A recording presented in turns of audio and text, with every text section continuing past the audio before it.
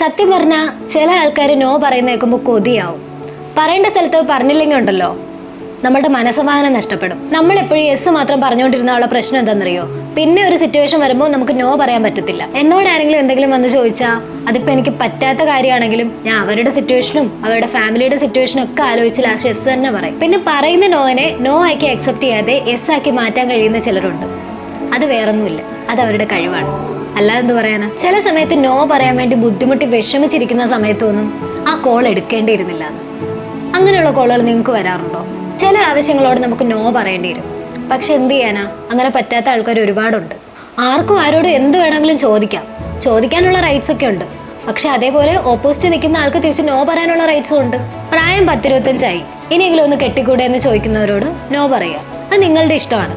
അതുപോലെ നമുക്ക് കംഫർട്ട് സോണിന്റെ പുറത്തു വരാൻ സാധിക്കണം. ചില ആൾക്കാർ പറയും നിങ്ങൾ ഹേർട്ടിനെ കേൾക്കരുത്, ബ്രെയിനിനെ കേൾക്കുക. ശരിക്കും അങ്ങനെയൊന്നും ഇല്ല. നിങ്ങൾക്ക് ശരിയാണെന്ന് തോന്നുന്നത് എന്താണോ അത് ചെയ്യുക. ആരെയും വെറുപ്പിക്കാൻ പാടില്ല, എല്ലാരെയും കൊണ്ട് നല്ലത് പറയിപ്പിക്കണം, അങ്ങനെയൊന്നും ഇല്ല. നിങ്ങൾക്കൊരു കാര്യം ചെയ്യാൻ പറ്റിയില്ലെങ്കിൽ അത് ചെയ്യണ്ട, അത്രേ ഉള്ളൂ. ബാർബർ ഷോപ്പിൽ മുടി വെട്ടാൻ പോയിരിക്കുമ്പോൾ ബാർബർ നമ്മുടെ മുടിക്ക് വരെ കഴുത്താണ് വെട്ടുന്നതെന്ന് അറിഞ്ഞാലും നമ്മൾ ഇരുന്ന് കൊടുക്കും. കാരണം നോ പറഞ്ഞ ബാർബർ എന്ത് വിചാരിക്കും അല്ലേ?